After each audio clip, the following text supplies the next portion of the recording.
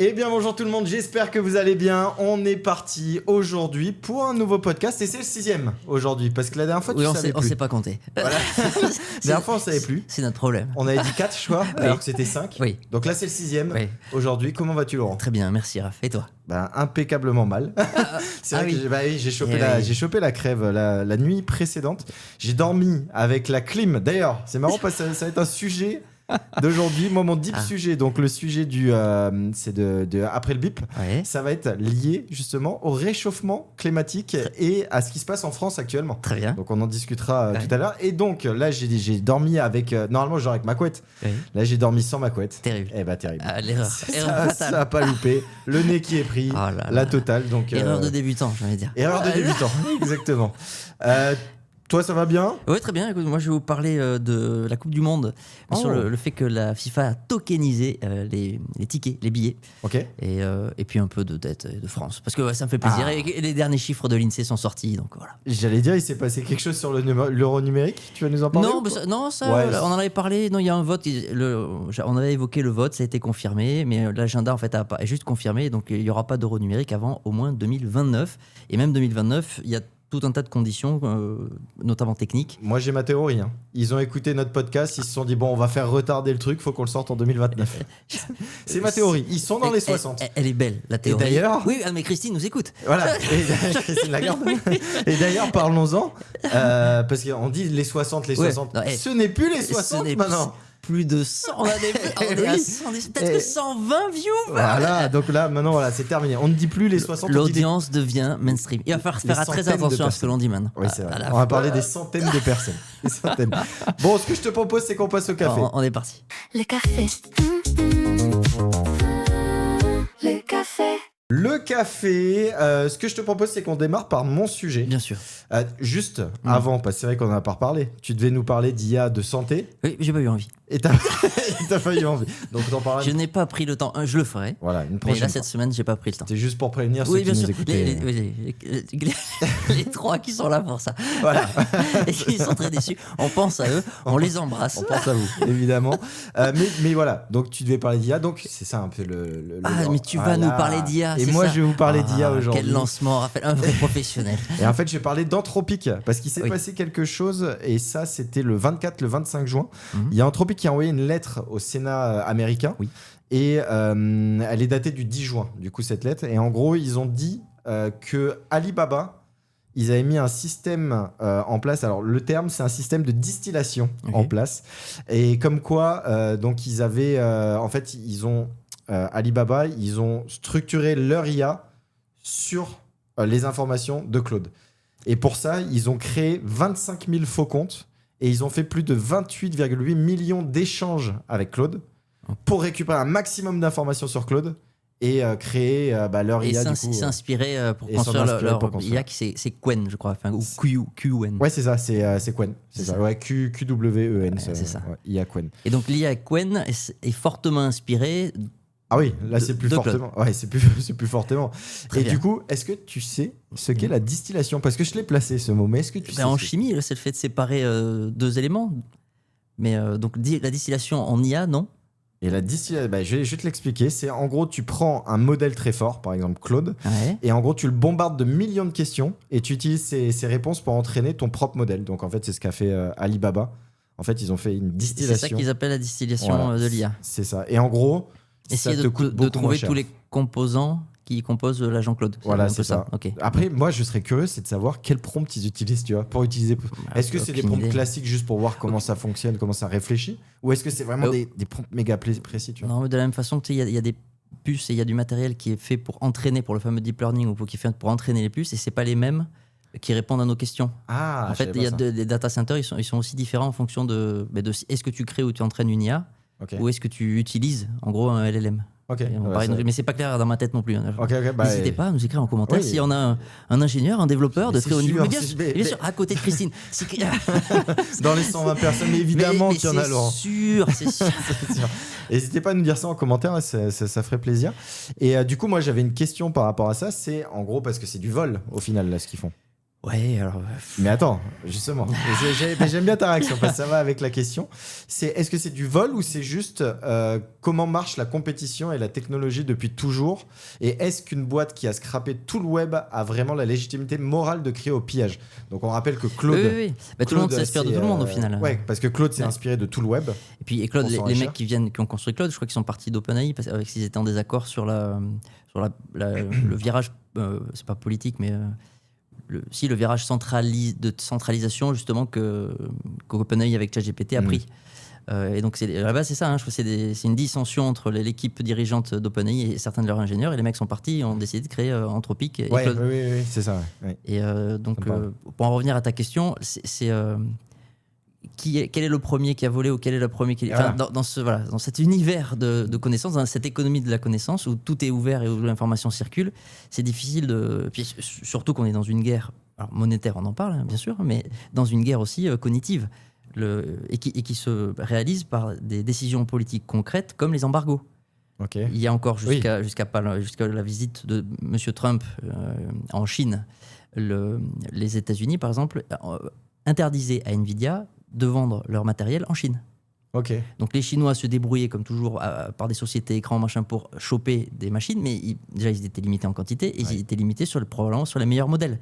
Et donc ça, après la visite, je crois qu'il y a maintenant Nvidia est de nouveau autorisé, ils ont retrouvé un accord, mais on est dans une guerre technologique et sur cette révolution cognitive où en plus évidemment il y a l'armée qui est dedans. Et tous les coups, malheureusement, sont un peu permis comme toujours. Quoi. Mais justement, c'est marrant que tu parles de politique parce que justement, je vais te le lire, je me le suis noté. C'est pendant qu'Anthropic tape sur Alibaba, l'administration Trump vient elle-même de suspendre l'accès des modèles du cours Anthropic les plus récents, donc le Fable 5. Fable 5 et Mythos 5 aux étrangers pour raison de sécurité nationale. L'IA n'est plus un produit, c'est devenu un sujet de souveraineté d'État. Conséquence concrète, l'action d'Alibaba a baissé d'ailleurs au passage de tout ça. Mais ouais, pourquoi parce que parce que justement c'est le fait de copier, tu sais, qui a. Mais alors ce qu'il faut se dire, c'est que Claude donc s'est inspiré de tout le web pour expliquer proprement, et ensuite donc Alibaba s'est inspiré de Claude. Donc est-ce que oui, mais il s'est inspiré de tout le web dans les connaissances, mais après c'est le génie, encore une fois, des vrais développeurs humains qui ont réussi à construire des algos, alors qui aujourd'hui eux aussi se font dépasser, et j'ai vu passer une communication comme quoi Claude participait et aidait à améliorer son propre code.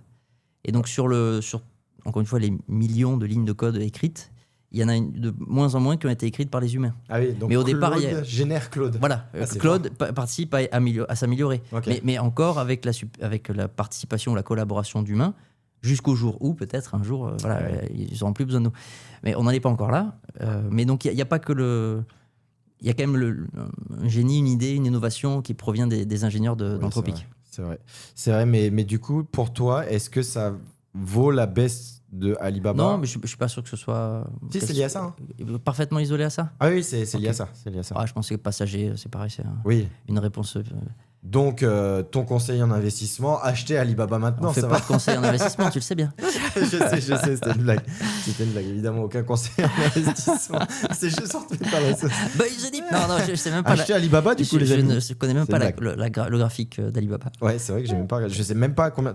Si, comme c'est une multinationale, je pense qu'elle est listée aussi aux États-Unis. Elle a 89,5 HKD. C'est Hong Kong, non? Probablement. HKD, ouais. Donc, Hong Kong $. Ouais. Et sur un mois, du coup, sur un mois, ça a bien baissé. C'était à 130 et c'est descendu à 89,5. Et sur 6 mois, on est sur une tendance baissière. En fait, c'est une tendance baissière même sur un an. Donc, ouais. Mais par contre, à le très long terme, sur 5 ans, c'est une tendance haussière quand même. On reste quand même aussi. Ça reste une belle entreprise, mais... Ouais. Tu voulais nous parler de quoi, toi, Laurent? Ah oui, mais moi, alors... parce que j'ai vu. T'as tes petites feuches. Tes petites feuches. J'ai mes petites fiches. C'est un sujet peut-être plus court. Vas-y. France. Attends, quand ça démarre comme ça, tout de suite, c'est l'équipe de France qui vient en tête. Non, alors, mais soit on fait la FIFA, soit on fait la dette de l'État. Qu'est-ce que tu préfères? Parce que ton deep sujet, donc c'est la FIFA, plus, ça sera plus long. Voilà. La dette de la France, on peut passer vite. Ouais. Ok. Donc, je vais le faire assez vite. On fait ça. Vas-y. Donc, derniers chiffres de l'INSEE sont sortis hier. La dette atteint les 117,5% du PIB. Alors, ça ne va pas parler à grand monde, mais en gros, plus de 3 536 milliards d'euros. C'est la dette de la France. Redis-le, 300... 3536 milliards. 3536 milliards, ouais, c'est pas Donc, mal. 117% de ce que la France est capable de produire en un an. Ok. Et on est quasiment au record. On avait un record à 117,8% pendant la crise du Covid. Mais on a ensuite rebaissé. Et là, on est en train de remonter. Et surtout, cette hausse, elle est structurelle. Car, et c'est ce que je vais un peu rappeler ici, la France est dans ce qu'on appelle une trappe à dette. C'est-à-dire que la charge qu'elle paie comme intérêt augmente plus vite la dette que ce qu'elle est capable de rembourser, ne serait-ce que pour les intérêts, et sur le nominal. Et donc ça se finit en général pas terriblement bien. Est-ce que ça fait un effet boule de neige ? Oui, c'est ça, c'est exactement ça. Ça fait les courbes exponentielles et on est dans une fuite en avant où actuellement, dans l'état actuel des choses, l'État français et le secteur privé français ne peuvent pas déjà stabiliser cette envolée de la dette et commencer à la rembourser pour ensuite la faire redescendre. Voilà. Juste une question, qu'est-ce qu'il faudrait faire pour qu'ils puissent faire baisser ou stabiliser ? Alors, on va y venir. Dans les chiffres sympas, par exemple, la première des choses à comprendre, c'est que l'État français, alors dans son ensemble, là je vais parler de l'État, mais il y a aussi les collectivités locales, les régions, etc., et divers organismes centraux. Quand on prend tout, en gros, chaque année, là, l'État dépense 150 milliards de plus par rapport à ce qu'il collecte. Une des choses à faire, par exemple, c'est de commencer, si tu dépenses trop, si vous dépensez trop, chaque mois, tu essaies de dépenser moins. C'est la première des choses à faire. Donc officiellement, l'État te dit oui, on va baisser les dépenses. Et donc pour 2025, ils ont dit on va dépenser 12 milliards de moins et on va, grâce à l'impôt, récolter en gros 11 milliards de plus.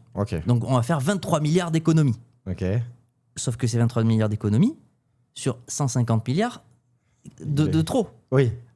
Donc il en manque. Donc déjà, l'effort, il n'est pas suffisant. Quand on parle de couper dans les dépenses, il faudrait faire des coupes massives. Mais ces dépenses, encore une fois, il y a des gens qui les reçoivent.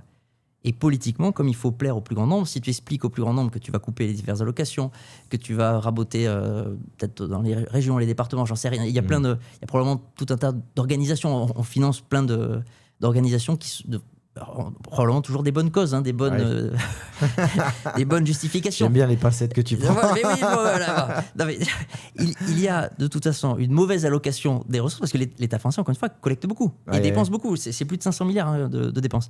Je crois qu'en gros, il prélève 350 milliards et il dépense 500. Donc on est à moins 150 chaque année. Donc l'effort n'est pas suffisant. Et après, l'autre, donc il faut dépenser moins. Et après, l'autre versant, évidemment, il faut essayer de gagner plus.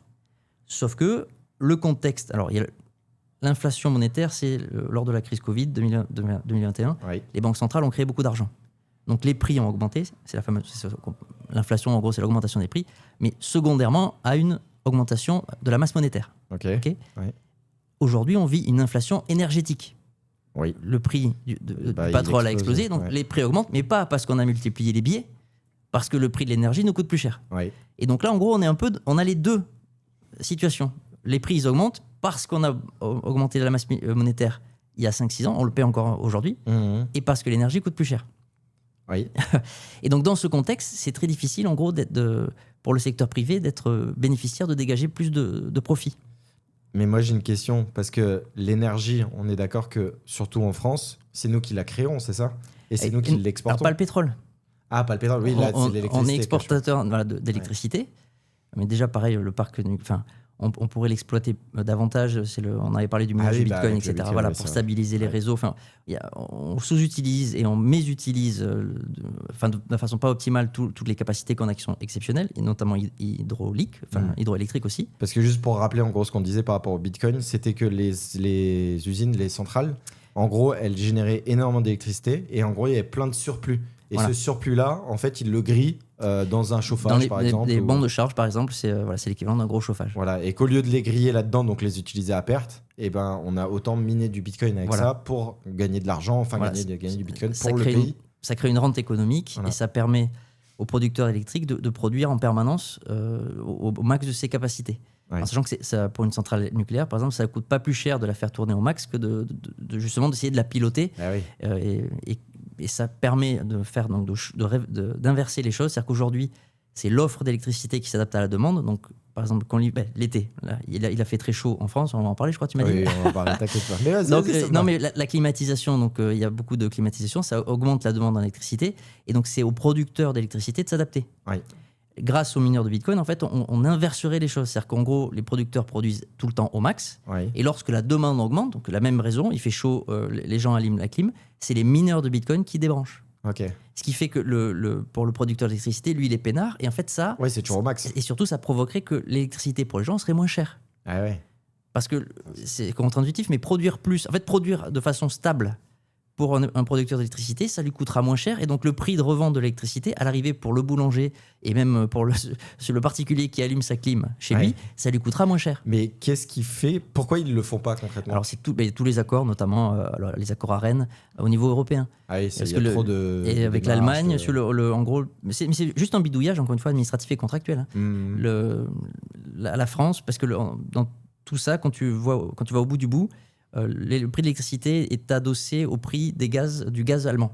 Ok. Et donc, parce que les Allemands, en gros, ont arrêté toutes leurs centrales et ils se retrouvent avec beaucoup d'énergies diverses, mais qui sont difficilement pilotables. Tu vois, le vent, quand il n'y a pas de vent, ça ne produit pas. Le solaire, la nuit, il n'y en a pas. et donc, après, donc, quand tu n'as ni vent ni soleil, ils allument le gaz ou le charbon. Okay. Et ça cette électricité, elle coûte cher. Et donc, dans ces fameux contrats européens, on paye, enfin, c'est indexé à ce coût d'électricité. Voilà. Je savais même pas ça, tu vois. Mais tout ça, c'est un montage, encore une fois, j'ai envie de dire technocratico-administratif. D'accord. Et du coup, on est parti loin dans l'énergie. On est tellement parti dans l'énergie. Et moi, j'étais dans ma trapadette. Oui, voilà. Sur les solutions, tu me demandais les solutions. Quelles pourraient être les solutions? Donc, alors déjà, ça serait diminuer drastiquement les dépenses de l'État pour laisser le secteur privé se redévelopper. Parce que là, il est étouffé de toutes parts. Entre l'énergie qui coûte cher, entre le poids de l'État qui est énorme, le secteur privé... La question, c'est comment tu le baisses, c'est surtout ça. Après, là, c'est de la politique, je pense. C'est pour ça que ça n'arrivera pas, je le crois. Il faut un courage politique, malheureusement, énorme. Parce que parce que là, tu te mets beaucoup de gens à dos. Énormément de gens à dos. Millions de gens à dos. Typiquement, il y a ceux, je ne sais jamais le terme, mais il y a ceux qui travaillent dans le privé et par exemple, les profs d'école, etc., ils sont fonctionnaires. Donc, typiquement, tu peux te mettre énormément de fonctionnaires à dos. Oui, bien sûr. Ok. Ah, mais c'est le... On dit que c'est un pays socialiste ou communiste, c'est parce qu'on a... L'État allemand, il fonctionne, tu vois. Mais par exemple, je ne sais plus exactement le multiple, mais il y a, je crois, 3 fonctionnaires de moins qu'en France. Ok. Pourtant, 3 il fonctionne. Fois moins. Ouais, 3 fois moins. Et c'est un ordre d'idée comme ça, 2 à 3 fois moins. Donc, il y a moins de fonctionnaires, mais l'État fonctionne. Donc, il y a des organisations sociales différentes qui sont possibles. Ouais. L'État n'est pas obligé d'être partout. Oui, même dans l'éducation. L'éducation dite nationale, en fait, c'est pas une évidence partout dans tous les pays. Il n'y a pas forcément de ministère de l'éducation et l'État ne régit pas forcément l'éducation dans les pays. Par exemple, ils font comment? Tu as des exemples? Par exemple, ici en Thaïlande? Alors ici, non, je connais pas, je peux pas te dire. Mais des écoles privées. C'est le secteur privé qui se dérange. Et après, alors, je vais citer Charles Gave. Je n'ai pas vérifié l'information moi-même, mais il explique qu'en Suède, en gros, ça passe par le financement public. Sauf qu'en gros, les gens reçoivent des tickets et c'est eux qui décident à qui ils donnent le ticket, à quelle école ils donnent le ticket. Okay. Donc, ils ont rajouté de la compétition et de la privatisation avec un financement public, mais que les gens choisissent. Ah, c'est bien ça. Donc, tu vois, ça, c'est un beau système. On décentralise. Encore une fois, tu re-responsabilises les gens en local. Alors, tu peux, si tout le monde est d'accord, tu peux faire financer ça, encore une fois, par la mutualisation. Mais à l'arrivée, comme les gens choisissent, ils donnent leur argent, leur bon ils savent là où ils écoles. Mettent leur donc, ça arrange un peu tout le monde, au final. Alors, sauf celui qui, on va dire, qui a pas envie de travailler. Voilà. Parce que ça rajoute de la compétition dans le système éducatif et donc typiquement dans le système professoral. D'ailleurs, et administratif aussi, parce que je pense qu'il y a beaucoup. On pense souvent aux professeurs, mais les professeurs ils font leur métier et ils sont dans des classes surchargées, etc. Mais il y a aussi beaucoup, je pense, encore une fois, d'administratifs qui animent tout ça. Ah oui, mais il y en a plein. Moi, tu sais que j'ai des potes qui sont, par exemple. Je sais plus comment, mais dans la région, etc. Et puis ils me disent, on fait pas grand chose au final, tu vois. Donc en fait, je pense que les profs, on tire souvent sur eux quand on parle de fonctionnaires, alors que c'est pas du tout. C'est peut-être probablement pas cela qu'il faudrait. Et du coup, il y a 5,85 millions de fonctionnaires en France. Ok, et en Allemagne? Et en Allemagne, je vais te dire ça tout de suite. Ça me paraît peu, il y a que 5 millions. Ouais, en Allemagne, il y a 3,4 millions. Donc c'est pas autant le facteur et pas moins de facteur 2. Mais il y a quand même une énorme différence, tu vois. Oui, c'est quand même pas mal. Et donc, ces fonctionnaires-là, c'est les impôts qui les payent. Ouais. Donc ça, c'est une des solutions pour baisser le... Tu vois, par exemple, ce qu'a fait c'est en Argentine. Oui. Il est arrivé, il y avait 20 ou 24 ministères, il n'en a plus que 7. Ok. Encore une fois, tu choisis, on devrait choisir de façon collective ce qu'on veut que l'État s'occupe. Or là, l'État s'occupe de tout, littéralement de tout, et il est partout. Et donc, dès que tu fais une activité, il y a un fonctionnaire pour te dire que tu l'as fait bien ou que tu l'as fait mal ou que tu as rempli le bon papier ou que tu n'as pas rempli le bon papier. Et tout ça, ça paralyse et à l'arrivée, c'est inefficient. Ouais, mais après, en fait, j'essaye de faire l'avocat du diable aussi. Bien sûr. Ça paralyse, mais d'un côté, si ce fonctionnaire ne fait pas ça, qu'est-ce qu'il ferait ? Autre chose. Et tu penses qu'il y a de la... Mais là on voit le secteur privé qui disparaît. Dès que tu veux lancer une entreprise en France, il faut chercher un financement étatique parce que l'État, il prélève tellement partout que si tu vas pas chercher des financements, des allocations, si tu te fais pas aider par cet argent public, mais parce qu'il l'a prélevé avant, tu peux pas, c'est très difficile de prospérer ou en tout cas de développer une activité rentable en France. Trouver un système pour que les gens puissent plus facilement créer des entreprises, facilement refaire confiance aux gens en fait. Refaire confiance aux gens, arrêter d'être partout, arrêter de vouloir tout collecter, tout contrôler. Laurent 2027, les amis. C'est ça qu'il faut voter. C'est Laurent 2027, putain. 2027. C'est beau, ça. J'aime bien, tu me plais beaucoup. 2032, peut-être. C'est vrai, ça t'intéresse. Non. Mais, pas du tout. Non, parce que c'est... Là, on en rigole, mais c'est ultra violent. La politique est le lieu de la violence. Et j'en reviens aux choix qu'il faudrait, qui sont connus, encore une fois. Parce que les seuls choix... Alors, je reviens dans les solutions. Il y a une autre solution que la France ne peut pas activer toute seule, qui est la fameuse monétisation de la dette. Quand donc l'État doit, je dis 3536 milliards, si, admettons qu'on soit, peu importe en euros, mais qu'on ait la banque centrale, la banque française, qui soit capable de créer les euros, on pourrait créer les euros pour rembourser. Donc j'en viens à l'inflation monétaire. Ça provoquerait une augmentation des prix monstre, parce que ça dévaluerait la monnaie. C'est-à-dire que si tu crées comme ça de nulle part 3500 milliards d'euros en disant c'est bon, je vous rembourse, les mecs ils se retrouvent avec plein d'euros, mais du coup, t'as pas multiplié les biens et les services en face. Donc chaque euro, tu vas pouvoir acheter moins de biens et de services. Mais tu as réglé ta dette. Alors ta monnaie est complètement pétée. Mais tu as réglé ta dette. Sauf que l'État français ne peut pas le faire tout seul. Ils ont besoin de... La Banque Centrale Européenne. Et donc avec l'accord des Allemands et de tous les gens qui vivent en euros. Parce que si la banque... ne veulent pas. Non, mais ils n'ont pas intérêt. Ils n'ont pas d'intérêt. Parce que s'ils acceptent que la Banque Centrale Européenne monétise, rachète la dette, parce qu'après c'est des mots compliqués, avec quantitative easing, peut-être de la valeur. Leurs euros vont perdre de la valeur par rapport aux biens et aux services, par exemple chinois, américains, etc. Dès que tu vas utiliser ton euro à l'étranger, il va te permettre d'acheter moins de biens et de services. Logique. Et donc mutualise. Et donc la France, l'État français, à transférer cette souveraineté, qui de mon point de vue est la souveraineté centrale. Bon, il y a la militaire évidemment, mais c'est les deux. On va dire le chéquier et l'armée. Et des fois c'est le chéquier qui domine l'armée, des fois c'est l'armée qui domine le chéquier. Bon. Mais ça, t'en as déjà parlé aussi. Oui, j'ai déjà parlé. C'est tout ça n'est que des rapports de force. Et donc on peut pas mutualiser. Donc l'État français ne peut pas monétiser sa dette. Il se refuse de baisser drastiquement les dépenses. Et donc la seule chose dont ils cherchent à faire, c'est d'augmenter les impôts. Et oui, voilà. C'est le seul moyen qu'ils ont là. On en vient à trop d'impôts tue l'impôt, un vieux dicton magnifique, qui entre-temps, il y a la courbe de l'affaire LA2FER qui a été un peu théorisée, alors elle va être critiquée, mais trop d'impôts tue l'impôt, ça fait une courbe comme ça, un asymptote. C'est-à-dire que quand tu as dépassé un taux, c'est-à-dire que l'assiette fiscale se réduit, c'est-à-dire que les gens se barrent. Voilà, et c'est ce qui est tout ça, tout ce que je raconte. Là, c'est en train de se passer. Nous, on le voit ici en Thaïlande par rapport à l'immobilier à Koh Samui, parce que en gros, j'ai un pote qui est dans l'immobilier là-bas sur Koh Samui, et il me dit mais là, c'est hallucinant d'année en année le nombre de personnes qui viennent de France pour aller sur Koh Samui. Pour y vivre en fait et acheter une maison. En fait, ils vendent tout ce qu'ils ont en France et ils dégagent tout et ils vont en Thaïlande ou dans d'autres pays, mais bref, là c'est la Thaïlande, et ils vont faire leur vie à Koh Samui par exemple. Justement à cause de ça. Oui, parce que les conditions de vie en France, et tu payes de plus en plus pour malheureusement des services qui sont de moins en moins performants, que ce soit l'hôpital, la police, la justice. Voilà. Et selon toi, jusqu'où ça va aller? Qu'est-ce qui va se passer? Qu'est-ce qui pourrait faire que ça change? Alors, j'ai des idées. La piste, c'est pour l'instant un peu la poursuite de la construction de l'État supra-étatique. C'est-à-dire il est tout à fait possible que les Allemands, même s'ils n'ont pas a priori intérêt, se portent garant pour nous, qu'on déjà monétise peut-être une partie de notre dette et surtout qu'on la mutualise. Ça, on en avait parlé dans un podcast. Il y a un des économistes en chef de la BCE qui a commencé à montrer le plan pour driver les recettes fiscales directement des citoyens à l'étage supra-européen. Et donc, moi, ce que je vois venir, c'est qu'ils vont se servir de la dette pour continuer leur construction de l'État supra-européen qui demain aura sa propre fiscalité et donc sa propre police.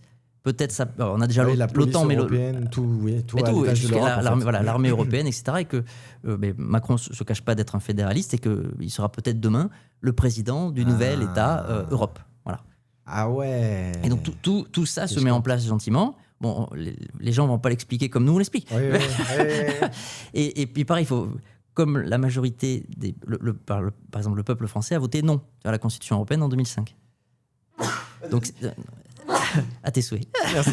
Comme je vous dis que j'ai la crève. C'est pas grave. Et donc cette construction s'effectue, on va dire, malgré la volonté populaire. Alors je veux pas dire c'est bien, c'est mal, je constate. Et donc pour l'instant on va là-dessus. Alors donc ça c'est la mutualisation fait que ça peut durer encore des décennies et peut-être qu'on aura une belle Europe. Moi je trouve ça utopique, mais peut-être. Tu vois que finalement le fait qu'on soit tous mutualisés, il va peut-être y avoir des solutions de fous qui vont se faire. Pourquoi pas. Ou l'explosion. C'est l'un ou l'autre, de toute façon. Voilà. Je ne vois pas d'autre chose. Mais l'explosion, elle ne viendra pas forcément de nous. On en revient à l'Allemagne. Peut-être que c'est l'Allemagne qui dira en fait, moi, je ne veux pas me porter garant des Français et de l'État français qui n'est pas capable de faire un budget à l'équilibre, qui n'est pas capable. Parce que dans les éléments de langage, ils disent on fait des efforts, mais je reviens à mon truc. 22 milliards ou 23 milliards d'efforts c'est pas assez, pour 150 milliards de dépenses en trop.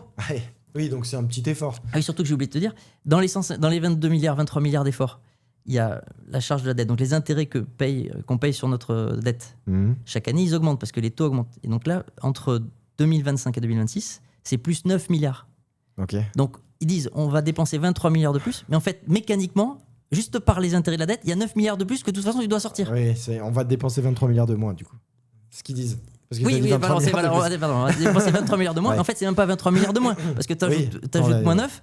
Donc on est à 12. On est à 14. Et 14, pardon, merci. 14 milliards. Donc 14 milliards d'économies sur 150. Même donc pas c'est 10%. Moins d'un dixième. Voilà, exactement. Non, c'est de la poudre. De perle Mbappé. Ouais, c'est un petit peu ça. Voilà. Donc on va suivre ça. Voilà. Mais en tout cas, méga intéressant. Ça risque de bouger dans un sens ou dans un autre. Moi, j'ai appris beaucoup de choses. Si tu as compris, c'est l'essentiel. Alors, j'ai tout compris. Et parce que je t'ai posé quelques questions quand je comprenais pas, mais j'ai tout compris et c'est très clair. Et voilà. Et j'ai hâte de voir où est-ce qu'on va aller. Et c'est ce que tu dis, c'est étatique, c'est ça ? État supra-étatique. État supra-étatique. Ouais, j'ai hâte de voir si ça va se mettre en place. Ils rêvent, l'État fédéral américain, c'est ça qu'ils veulent faire. Ils veulent avoir un État fédéral. Là, pour l'instant, on est dans un entre-deux. Il y a des États-nations avec des organisations supra-étatiques, mais qui sont pas encore, qui n'ont pas tous les pouvoirs d'un État. Et le pouvoir d'un État, notamment, c'est le pouvoir de lever l'impôt, le pouvoir de sanctionner en cas de problème et le pouvoir de se défendre ou d'attaquer. Donc l'impôt, la police, l'armée. Voilà, en gros. Affaire à suivre. Et sachant que les lois sont déjà faites. Pardon, vas-y. Non, mais vas-y, tranquille. On peut enchaîner. Après le bip. Après le bip. Après le bip. Alors, paraît-il que tu voulais nous parler du climat. Du climat, de canicule, parce que... Ça t'inquiète ? Oui, ça m'inquiète. Tu es inquiet quand même. Parce que j'ai pas mal d'amis qui souffrent. Ah oui. J'ai même mon père qui souffre. Ah oui. Petite dédicace à lui qui regarde nos podcasts. Petite dédicace, on l'embrasse. Du coup, il y a pas mal de choses à savoir. Déjà, est-ce que tu savais que le 24 juin, ça a été le jour le plus chaud de l'histoire de France ? Ah oui. Tu savais ou pas ? Toute l'histoire. De toute l'histoire de France. Même au... Tu crois pas ? Je savais que tu crois pas. Non, ça a été le jour le plus chaud de l'histoire de France. J'ai été sûr que je mets en doute cette nouvelle. Tu mets en doute ? On a eu un optimum médiéval sur l'histoire longue. La température, par exemple, terrestre a déjà été plus chaude. Tu vois, le Groenland, par exemple, c'était la terre verte, il n'y avait pas de neige. Ah ouais ? Oui. Alors, de l'histoire de France, ça se trouve, c'est depuis qu'il y a les thermomètres depuis qui que la France existent, est France, je sais pas, mais Oui, sur la Terre, le climat a beaucoup évolué, de période chaude en période froide, de période glaciaire, etc. Et voilà, mais continue. Parce que, mais c'est... Et du coup, alors, la température, c'était 52 degrés de ressenti sur l'ensemble de la journée. Ok. C'est quand même. Ah oui, non, mais après, énorme, il a fait, je crois que 42 à Londres, c'est monstrueux. Ah oui, c'est monstrueux. Ah ouais. C'est, je crois, alors, parce que moi, je l'avais eu à l'époque quand j'étais à Malte, j'avais eu un 45 degrés et je voyais le goudron fondre. Tu sais, il était un peu moelleux comme ça. Ouais. Genre, et là, je me suis dit, ah ouais, là, il fait très, très chaud. Et en fait, la question, c'est pas du tout par rapport à la canicule, par rapport à la France. Enfin, oui et non. C'est pourquoi la France, qui est un pays développé, tout se met à l'arrêt à 40 degrés, alors que la Thaïlande, par exemple, parce qu'on y est, donc c'était plus facile d'en parler, qui est un pays plus émergent, lui, il arrive à vivre toute l'année avec ces températures-là. Après, en créant ce sujet, il y a eu un petit garde-fou. Comme quoi, la Thaïlande, en gros, il y a quand même des morts qui sont à cause de la chaleur tous les ans. Il y a eu, par exemple, en 2024, c'était 62 morts. Et ce qu'il faut savoir, c'est que, en gros, alors attends, parce qu'il y avait un truc qui m'avait bien plu. Il faut juste que je le retrouve. Mais en gros, comme quoi la Thaïlande, ils luttent pas contre le réchauffement climatique, c'est plus, ils s'en sont adaptés. Oui. C'était plus par rapport à ce facteur-là. Et en gros, pourquoi est-ce que, selon toi, un pays développé comme la France ne peut pas lutter et est obligé de fermer, d'ailleurs, des écoles. Ils ont fermé des terrains de paddle, tous les terrains de sport. En fait, tu peux plus rien faire. Dès qu'il fait 40 degrés en France, tu peux plus rien faire. En Thaïlande, quand il fait 40 degrés, il se passe rien, quoi. Mais tu l'as dit, c'est des choix, et j'ai envie de dire, c'est très, très, très idéologique. C'est-à-dire mais en France, en gros, les autorités ou le point de vue qui est donné est de dire que c'est en fait le climat, la température qui se réchauffe est liée à l'activité humaine. Oui. En gros, que c'est notre faute et que donc de nos comportements on pourrait agir grâce à nos comportements sur cet état de fait. Voilà. Alors déjà, c'est pas une vérité absolue. Ah, ça, c'est pas un truc qui a été prouvé. En fait, c'est toujours pareil. Dans un débat scientifique, des scientifiques débattent et les politiques, ils choisissent ce qui leur arrange. Ah, ok. Et donc, il y en a certains qui vont te dire, mais non, il n'y a rien qui est prouvé. Personne au monde sur cette planète n'est capable d'analyser l'activité solaire sur la planète de façon factuelle, en prenant tout en compte. Okay. On ne sait pas le faire. Ok. Et donc, est-ce que l'activité humaine est responsable tout ou partie de ce réchauffement ? Peut-être.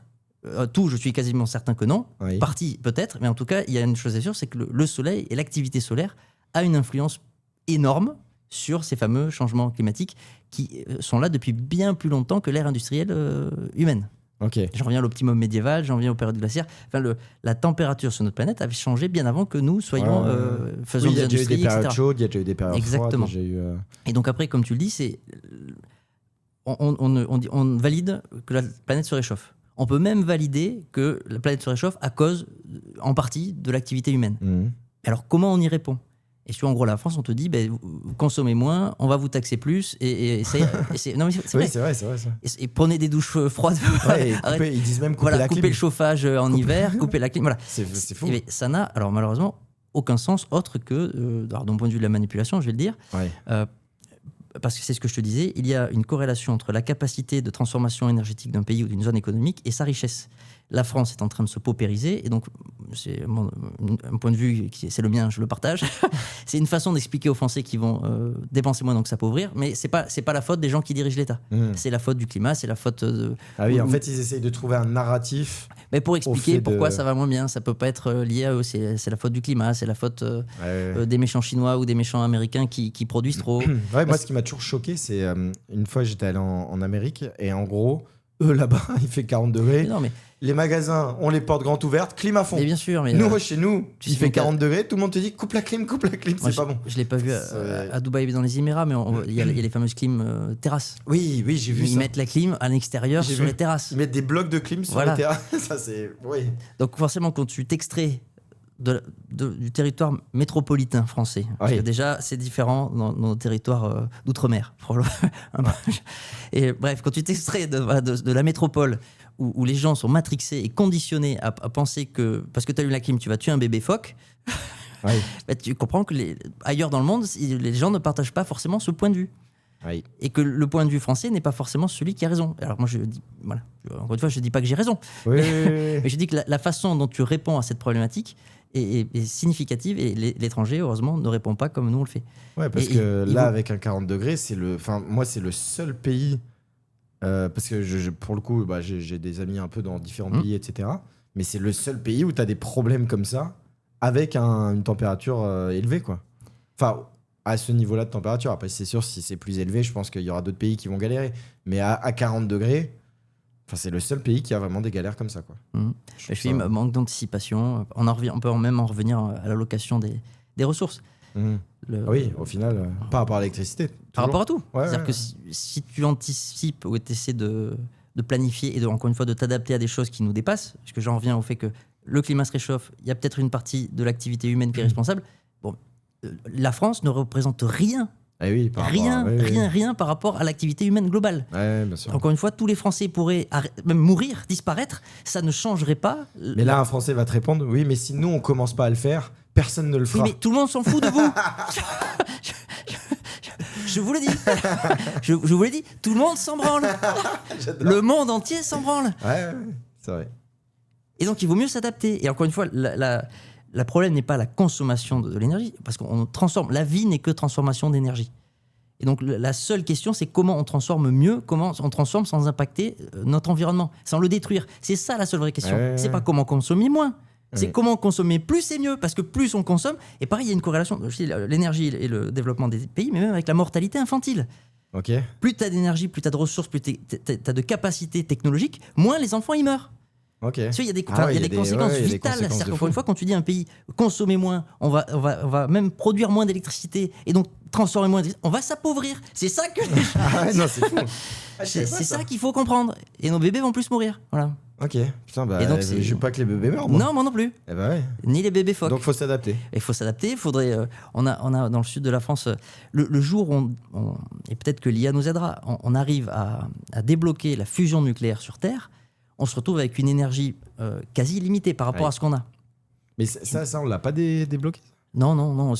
Parce que les sous-marins, etc. Non, c'est pas la fusion, c'est la fission. Ah, la fission. C'est les atomes dans la fission, ils se séparent. Ça, on sait le faire. C'est pour ça qu'on parle d'enrichir l'uranium, par exemple. Oui. En gros, l'uranium, on l'enrichit de plein de neutrons, il devient très instable, et quand il se sépare, tu as un rayonnement énergétique qui s'en dégage, et on fait chauffer de l'eau. Okay. Et les centrales nucléaires, c'est des vapeurs, c'est une énorme bouilloire. Ok.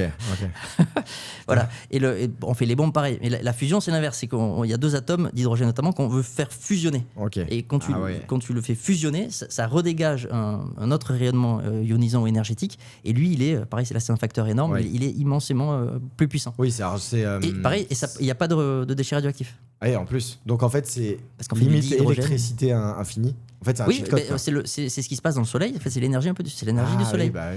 Oui. Et donc, si on arrivait à maîtriser cette technologie sur Terre, en fait, on change d'échelle. Oui, j'avoue. Et en plus, c'est de l'énergie propre. Donc, on en reviendrait à ce qu'il faut, à la base du raisonnement, comment avoir plus d'énergie, mieux, sans détruire notre Et environnement. après, moi, j'ai une question, c'est est-ce que au moment où on sera capable de faire ça, imaginons, est-ce qu'on le fera dans le sens où ça arrangera pas certaines entreprises quand même. Genre, tu sais, des EDF, des entreprises comme ça. Genre... Mais si, peut-être que c'est EDF qui exploite ça. Et puis, après, grâce à ça, là, j'aime bien pour ça que Musk est très inspirant. Une fois que si tu as une énergie quasi illimitée sur Terre, après, les défis peut-être deviennent multiplanétaires. Ah ouais. Tu cherches. Pour Musk, il est évident que l'avenir de l'espèce humaine, c'est de devenir une espèce multiplanétaire. Ah oui, donc un peu de nous sur la Lune, un peu de nous Mars, sur Mars, etc. Exactement. Okay. C'est de dépasser notre condition terrestre. Je pensais pas qu'avec mon sujet, on en irait sur Mars et sur la Lune. On part du Soleil. Tu parles de climat. Le climat, c'est d'abord le Soleil. Non, très, très très bien. Ça me plaît beaucoup. Toi, tu voulais nous parler de quoi, Laurent? Moi, on en revient à la FIFA. Le foot, ouais. Alors, la France qui a gagné son deuxième match au passage. Oui, c'est vrai. C'est vrai qu'on ne l'a pas dit, mais ils ont gagné 3-0 contre l'Irak. 2 buts de Mbappé et 1 but de Dembélé. Dembélé, très bien. Dembélé Ballon d'Or. C'est vrai. Voilà, comme ça vous avez l'info. Si jamais il y en a qui regardaient pas on le est match. très content pour lui. Et on est très content pour eux. Et du coup, ils sont premiers de leur groupe actuellement et ils jouent au moment où le podcaster, ils auront déjà joué contre Haaland. Haaland, il est Suède. Non, oui, pas Suède. pays du Nord. Oui, Suède ou Danemark. Danemark. Je sais plus. Il est danois, je crois. Enfin bref. Et du coup, ils jouent contre eux. C'est pas Norvège. Norvège. Ah, peut-être Norvège. Je sais plus. Oui, c'est les Vikings, je sais pas. Et en gros, horrible. Attends. France. Ah, comme je suis largué. Mais je vois qui c'est quand même. Un grand blond, cheveux longs, je crois. Norvège. C'est ça. Et en gros, il joue pour la première place du groupe. Donc, et il est monstrueux, hein, c'est un des meilleurs attaquants au monde, tout simplement. Alors, c'est top 3 des meilleurs attaquants au monde. Ouais. Donc, affaire à suivre, vous le savez au moment du podcast. Du coup, t'as raté le match. Et du coup, non, c'est là, pour nous, là, au moment où on tourne le podcast, parce qu'on est vendredi, c'est cette nuit à 2h du matin. Ah, d'accord. Voilà. Ah oui, par rapport à... Oula, oui, ouais. On est dans... Espace-temps... Là, il y a tout qui est chamboulé. La FIFA. Donc moi, je vous ramène business et tokenisation. Donc, oui, c'est les cryptos. Les cryptos, mais la technologie crypto. Et on le voit, donc c'est les gros acteurs qui sont en train donc, non seulement de l'implémenter, mais de l'utiliser, et ça leur sert. Et je vais vous montrer à quoi ça leur sert. Alors, t'es prêt ? Ah oui, je suis prêt. De toute façon, je connais déjà un peu le sujet, mais je t'écoute. Donc déjà, ils ont fait un partenariat avec Avalanche. Avalanche, c'est une blockchain. Oui, c'est Avax. Exactement. Alors, le token, c'est Avax, mais c'est donc une blockchain de layer 1. C'est-à-dire qu'en gros, sur ce réseau informatique, on peut programmer tout un tas de choses. Créer des tokens, créer les fameux NFT, donc non-fungible tokens. Donc, c'est des fichiers digitaux qui sont non falsifiables et non duplicables. Tu veux une petite anecdote là-dessus ? Vas-y. Sur Avax, en plus. Donc, sur Avalanche, moi, j'avais... Donc, Avalanche, c'est un réseau. Et pour payer les transactions sur ce réseau-là, ils ont un token qui s'appelle le token Avax. C'est le jeton natif d'une blockchain primaire. Vas-y, je sais. Voilà. Et à la sortie d'Avax, à l'époque, c'était 2019-2020, quelque chose comme ça. Oh là. Et il y avait des NFT et gamifiés, en gros, qui étaient liés à des jeux, des mini-jeux. Oui, mais la GameFi, c'était tout un narratif qui, je pense, reviendra. Oui, je pense aussi. Ouais. Et en gros, je me rappelle, je payais 1 000 € pour acheter. C'est là où tu te dis, maintenant, ça n'a aucun sens, ce que je veux dire. Je payais 1 000 € un bras de fer. Un JPEG. Voilà, pour faire des combats de bras de fer contre quelqu'un d'autre. Et quand je gagnais 100 balles. Et en fait, tant que le jeu durait... Alors, tous les jeux avaient des durées d'une à 2 semaines. Mais pendant les premières semaines, t'étais rentable et tu pouvais gagner genre des petits 100 balles par-ci par-là et potentiellement un peu plus. Et après, ça crachait et puis terminé. Donc, il fallait sortir au bon moment à chaque fois. Et donc, voilà. Donc, moi, je me servais d'Avax pour faire des bras de fer. Ah, c'est très bien. Comme quoi, j'étais... en avance. Un génie futuriste.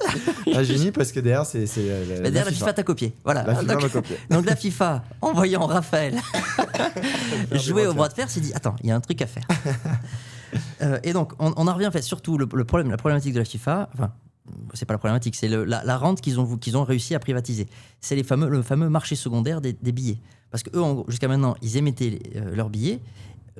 Souvent, des robots ou des professionnels achetaient en masse. Oui. Toi, pauvre particulier, souvent, tu n'étais pas assez rapide et tu te retrouvais, si tu voulais, à acheter le billet sur un marché secondaire. Beaucoup plus cher. Avec un vendeur qui, évidemment, prend ça comme. Donc la FIFA, en gros, elle vendait une fois son billet et tout ce qui pouvait se passer sur le marché secondaire, sachant que ce billet pouvait se vendre 1, 2, 3 fois, 10 fois, elle y voyait rien. J'ai un exemple avec ça. Vas-y. Finale de Ligue des Champions, quand il y a Liverpool, Real Madrid au Stade de France, où il y a eu plein de soucis, 2023 ou 2024, avec Benzema, Ballon d'Or derrière. Et je cherche 2 places pour aller voir, parce que j'avais un pote qui est fan de Real Madrid, et je cherchais 2 places pour aller voir ce match-là. Les places ont été achetées par quelqu'un 200 € sur le site de la FIFA, et ce gars-là me les a revendues 1 000 € places, tu vois. Et moi, j'aurais pu les revendre, parce qu'il y en a qui étaient intéressés devant le stade, à 5 000 €. Voilà. J'ai hésité. Moi, j'ai hésité, parce que j'en ai rien à foutre. Et justement, même pour ça, il y a une solution maintenant. Eh ben, vas-y. Donc, j'en reviens à ce que a voulu solutionner la FIFA. Et donc, le grand terrain d'expérimentation, c'est la première fois que c'est ce championnat ce tournoi qu'ils ont organisé, qui est la Coupe du Monde 2026. Donc, ils ont créé des différents en fait, NFT. Donc, maintenant, les tickets sont toujours digitaux, mais ils sont sur ces fameuses blockchains. Donc, alors, il y a plusieurs partenaires. Alors, parce que ces technologies fonctionnent avec les fameux wallets. Donc en gros, c'est des applications aujourd'hui qui sont sur téléphone. Je pense c'est beaucoup plus simplifié. Hein. Tu sécurises pas ta seed phrase, etc. Il doit y avoir peut-être avec le visage, il doit y avoir une façon de contrôler ton identité, mais en tout cas, pour que l'expérience utilisateur soit fluide, c'est une application, je pense, sur le téléphone, tu vois pas trop la différence. Et d'ailleurs, tu n'as même pas conscience que tu es sur blockchain parce que les transactions, c'est pas marqué, mais c'est la FIFA qui les subventionne. Oui. Comme ils maîtrisent tout leur écosystème, parce que Avalanche, ils sont pas sur Avalanche. En fait, Avalanche les a aidés à développer leur Layer 1. Okay. Donc ils ont leur écosystème que je pense, donc ils contrôlent tous les ordis et ils sponsorisent. À chaque fois que vous faites des transactions, que les gens font des transactions, ils voient pas. Quand tu transfères, Et je crois que le wallet, ce que tu dis, c'est l'application FIFA directement. Probablement. Il me semble. J'ai Modex comme société spécialisée pour le portefeuille standard. Bon, bref. Donc ils ont créé différents produits. Donc d'abord, il y a le RTB, le Right to Buy. Ok. Donc ça, c'est une permission d'acheter des billets pour des matchs spécifiques. C'est-à-dire que c'est même pas le billet. Hein. Ah ouais, t'achètes ta place, ton listing. Un coupe-fil payant. Ah ouais. C'est-à-dire que t'achètes le droit d'être sûr de pouvoir acheter un ticket. Du coup, t'achètes un ticket. Non. Et après, t'achètes le ticket. Ah, et après, tu dois en plus acheter un... Ah oui, d'accord. Ah oui, c'est un coupe-fil. C'est un coupe-fil. C'est Disneyland. C'est un coupe-fil. Donc là, déjà, gling. Okay. Donc ensuite, tu payes ton billet. Deuxième gling. Ensuite, il y a le right to ticket. Ok. Donc là, c'est le droit de réclamer un billet. Donc là, c'est-à-dire que tu t'achètes un droit, c'est comme une option. C'est fou. Sur un match spécifique. Et celui-là, tu peux le revendre. Ok. Parce que l'autre système, tu peux pas le revendre. Et l'autre, c'est juste... non, c'est juste... Alors, je crois pas. Peut-être, mais il n'y a pas marqué. Ok. Là, c'est juste pour avoir c'est le coupe-fil. Ok. Par contre, une fois que tu as ton right to ticket, donc tu sais que tu vas avoir, par exemple, France-Portugal. Oui. Celui-là, tu as le droit... C'est pas le ticket. Okay, c'est le droit d'acheter. Alors, il va se convertir, mais c'est pas encore le billet. Et donc ça, tu peux le revendre sur le marché secondaire. Ok. Donc là, on en revient, tu squeezes déjà la première partie. Qui est géré par eux, toujours le marché secondaire. Qui est géré par eux. Et là, ils prennent, admettons un billet qui vaut 1000 €. Oui. Ils vont prendre 15% au vendeur. Ok. Donc le vendeur, il va toucher 850. Et ils vont demander 15% à l'acheteur. Donc l'acheteur, il va pas le payer 1000, il va le payer 1150. 1150, donc eux se prennent 300 balles. Voilà, ils se prennent donc quasi l'équivalent de 30%. De fils. Oh, c'est ouf. Mais c'est du génie, hein. Ils sont trop forts. Et à ce moment-là, il n'y a pas de limite. Oui, c'est-à-dire que ça peut se revendre. Là. Alors, on en revient aussi au mauvais contrôle de cette... Enfin, le mauvais contrôle. Juste avant de revenir là-dessus, ce qu'il faut se dire, c'est que sur le marché des NFT, là, actuellement, en général, les créateurs de projets NFT, etc., prennent 5%. C'est déjà beaucoup. Oui, tu veux dire... Oui, non, mais la 30%, donc là, 30%, c'est monstrueux. Mais c'est monstrueux. Mais en même temps, voilà, ils sont monopolistiques. Aujourd'hui, ils contrôlent tout. Et surtout, ils ont réussi, je te dis, à privatiser tout ce marché secondaire qui leur échappait. Et est-ce que tu payes des impôts sur un billet que tu vends ? C'est une bonne question. Mais ça dépend dans quel pays t'es, etc. Parce qu'après, il y en a d'autres qui vont prendre aussi. Ni de conseils d'investissement, ni de conseils fiscaux sur cette chaîne. C'est vrai. Alors, pareil, ce right to buy, il y a un moment, il faut que tu le convertisses en billet. Ok. Au moment de la conversion, tu files ton nom, ton prénom et ton email. Alors, il n'y a pas encore ta carte d'identité, mais j'en revenais au côté un peu dark de ces technologies crypto, c'est qu'elles permettent un contrôle extraordinaire. Oui. C'est-à-dire que les blockchains publiques comme Bitcoin, on va rester sur Bitcoin, permettent l'échange de valeurs entre les êtres humains partout sur la planète sans que tu aies à montrer de carte d'identité. Tu vois, as juste une connexion Internet, donc c'est libérateur, c'est vraiment des nouvelles technologies émancipatrices. Mais cette technologie a permis le développement de tout le reste, y compris d'Avalanche, quelques années après, 10 ans après en gros, et aujourd'hui la FIFA. Et par contre, là, ils contrôlent tout. Et donc, ils vont collecter ton identité, ils vont collecter tes trucs. Mais c'est pour éviter ce que tu as dit à la fin, c'est-à-dire que comme ton billet qui était mis 3 jours avant, donc tu convertis ton right to ticket, en billet 3 jours avant, et pendant ces 3 jours, tu peux dire je vais revendre mon billet. Ah, tu pourras. Eh ben non, parce que c'est pareil, c'est un truc digital et le billet est affilié à ton identité. Eh oui, avec ton nom, prénom dessus. Avec ton nom, prénom plus ton email. Okay. Et donc tous les 3 jours avant, si tu revends, tu peux pas. A priori, tu pourras pas rentrer dans le stade. Ouais, c'est pas mal parce que ça évite le côté un peu. Typiquement, j'en reviens au Stade de France à l'anecdote. En gros, on était en foule un petit peu pour rentrer, tu sais, juste avant de rentrer, là, il y avait une queue, quoi. Et en fait, il y avait des mecs qui faisaient des. C'est comment on appelle, tu sais, quand ils chargent les portes, là. Le bélier ? Le bélier. Et ils faisaient des béliers dans la foule pour voler les tickets des gens, en fait. Non. Et pour eux rentrer à leur place. Enfin, c'était. Parce qu'en même temps, ça avait tellement d'argent les billets. Et du coup, donc ça évite ça en fait. On va en parler pour la finale parce que les sommes sont complètement différentes. Mais là, c'était pareil, 5 000 € le ticket. Donc forcément, tu fais un bélier, tu chopes 2 tickets, t'as gagné 10 000 balles quand même. Donc, mais ça évite ça en fait. Mais du coup, ça peut éviter ça aussi. Donc, exactement. Après, il y a toujours pareil, il y a des côtés positifs, il y a des côtés négatifs. Là, puis bon, la FIFA privatise. Avant, j'ai noté 2 intermédiaires que tu connaîtras peut-être, StubHub et Ticketmaster. Non. Bon, écoute, dans mes recherches, c'est les 2 a priori. Parce qu'ils font quoi? C'était des vendeurs revendeurs de secondaires de tickets. Ok. Ah non, je connais pas. Mais j'imagine qu'ils doivent pas être spécialisés au football, tu vois. Mais en tout cas, pour les matchs de la FIFA, là, c'est. Donc, du coup, ton billet est un NFT nominatif, qui a ton nom, et donc c'est coupé du marché secondaire. Dernier point. Enfin, il y a 2. Enfin, non, c'est le dernier point. Ils ont créé un autre truc. Ok. C'était le right to final. Donc le droit à la finale. Mais attention, là, on va dans l'ingénierie financière de très haut niveau. Et encore une fois, ils sont bien conseillés. Et c'est voilà. Parce que tout le monde veut voir la finale. Alors. et parce qu'ils ont aussi des poursuites. Je vais te parler de ça. Enfin, il y a des autres. Donc le right to final, en fonction en gros, par exemple la France, tu paries que la France va aller en finale. Oui. Et donc tu as acheté $999 ce droit-là, le right to final. Attends, t'achètes ton estimation? Non, c'est juste le droit que si ton équipe arrive en finale, tu auras le droit d'acheter un ticket. Donc pareil, il n'y a pas le prix du ticket. Le droit d'avoir le droit d'avoir. Donc là, c'est juste et il y a le petit côté jeu. Oui. Parce que tu pouvais le faire sur toutes les équipes. Ah oui. Et donc en fonction. Et plus ça montait. Alors moi, si l'équipe n'était pas cotée, c'est $299. Ah. Et si l'équipe est cotée, c'était $999. Mais est-ce que si ton équipe se qualifie en quart et passe en demi, tu peux revendre ce droit-là? Non, tu peux pas. Ah ok, pas j'allais dire. Non, tu peux pas, je pense pas. Mais par contre, si ton équipe atteint pas la finale, t'es remboursé. Ok, oui, normal. Oui. Normal. En attendant, par exemple, sur un stade de 80 000 places, ils empochent 2 fois. Par exemple, imaginons que ce soit France-Allemagne encore une fois.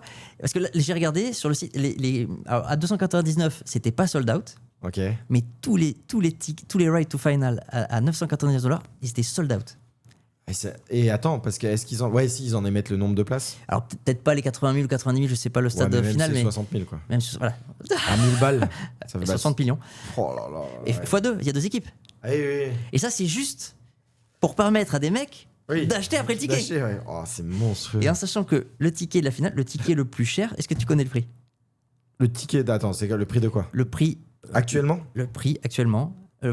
Qui sera listé, c'est-à-dire que la FIFA elle va lister en fonction de la position dans le stade, etc. Okay. Les places les plus chères dans le stade.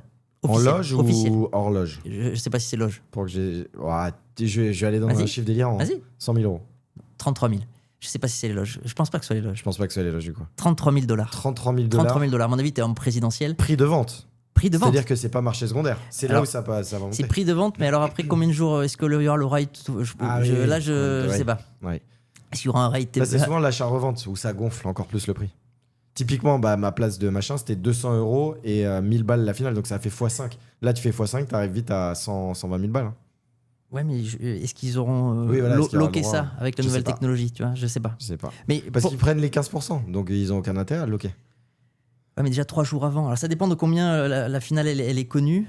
Parce que 3 jours avant, c'est nominatif. C'est vrai, donc peut-être que les mecs, ils ont le droit d'acheter le fameux, hop, j'y reviens, right to ticket, qui pourront revendre ce right to ticket des sommes délirantes jusqu'à ce que le mec final convertisse son right to ticket en vrai ticket nominatif pour finalement aller voir la finale.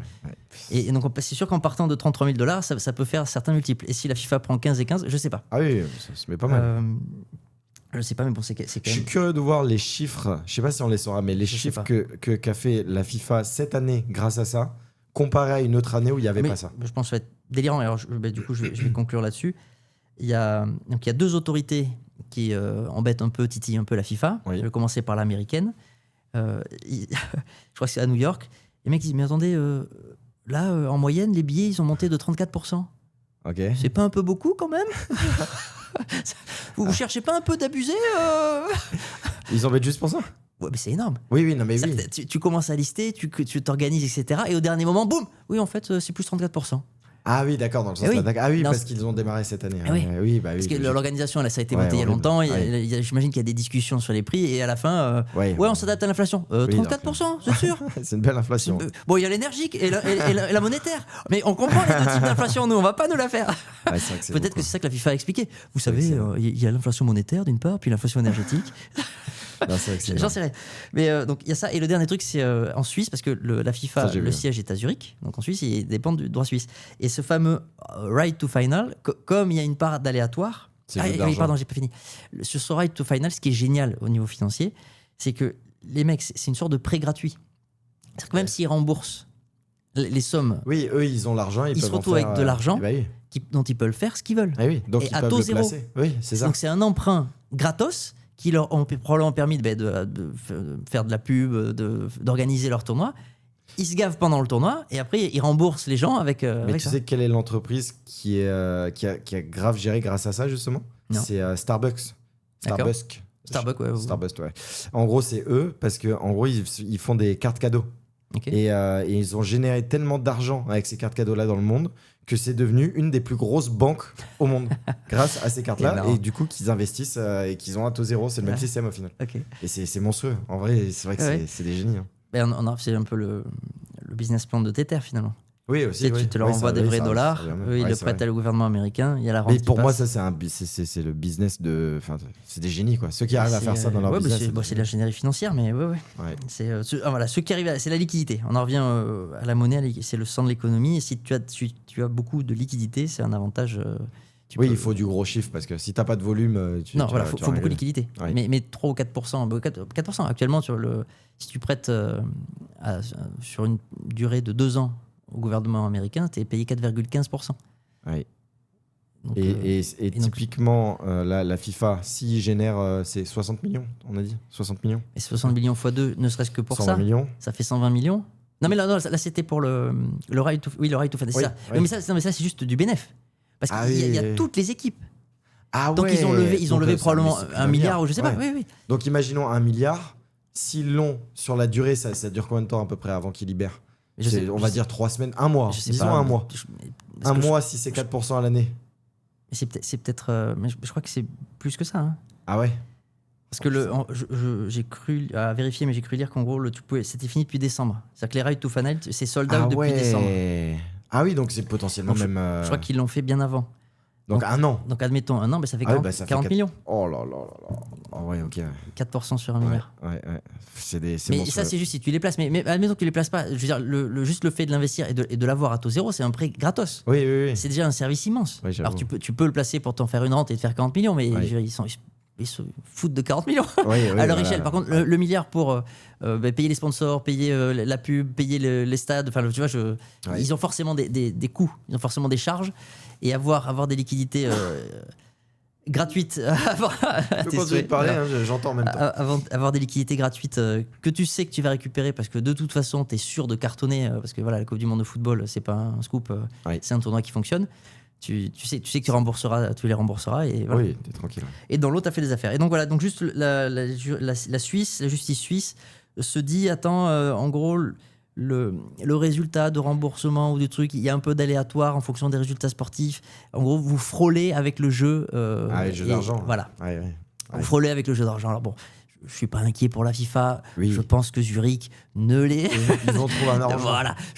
Je pense que ça va bien se terminer. Ils vont réussir à trouver un arrangement, c'est sûr. Voilà. Non, mais c'est. J'ai fini. Avec, en tout cas, monstrueux. Là, moi, ma question que je voulais te poser, alors hors ça, c'est parce que forcément, là, ce podcast, je sais pas si on va pouvoir le faire durer beaucoup plus longtemps, dans le sens où on a des impératifs et j'ai un tournoi de paddle. Oui. Voilà, comme ça, vous le savez. J'ai un tournoi de paddle et il va falloir que je parte.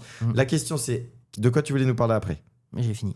T'avais fini ? Ouais. De toute manière, moi j'allais parler de pickleball, mais ce que je propose, c'est qu'on en fasse la semaine prochaine. Si tu veux. Comme ça, au moins, j'élabore parce que j'ai potentiellement tout un délire avec le pickleball à partager et je pense que ça peut être intéressant. Très bien. Avec une affaire personnelle dans cette histoire. Tu seras ski. Et je pense même que d'ici la semaine prochaine, il y aura une énorme évolution dans cette affaire-là. Des révélations, du suspense, des révélations, du sang et de l'argent. Donc ce que je te propose, c'est qu'on cut ici et on se retrouve la semaine prochaine. J'ai pas le choix de toute façon. T'as pas trop le choix, c'est vrai. Je suis désolé. on est obligé de couper un petit peu rapidement. Mais, Deuxième larmiche. Mais ouais. En tout cas, merci beaucoup à tous ceux qui nous suivent parce qu'au final, on peut le dire, vous êtes de plus en plus nombreux. Oui, c'est pas faux. J'en ai rêvé. De dire cette phrase. C'est vrai. Est-ce qu'il y a du monde sur Spotify qui nous écoute? Oui, mais j'ai aucune idée des stats. Si vous êtes sur Spotify, est-ce qu'ils peuvent mettre des commentaires? Je sais même pas s'ils peuvent mettre. Même pas. Bah, si vous êtes sur Spotify, venez sur YouTube. Ça se fait 2 vues. Tu vois, venez sur YouTube et mettez-nous un commentaire. Je suis un abonné de Spotify. Je vous écoute sur Spotify juste pour le kiff. Ça fera plaisir. Donc voilà, ce sera cool. Merci Laurent en tout cas. Merci à toi et on se retrouve très cool, ouais. La semaine prochaine. Voilà, à la semaine prochaine. Ciao. Ciao.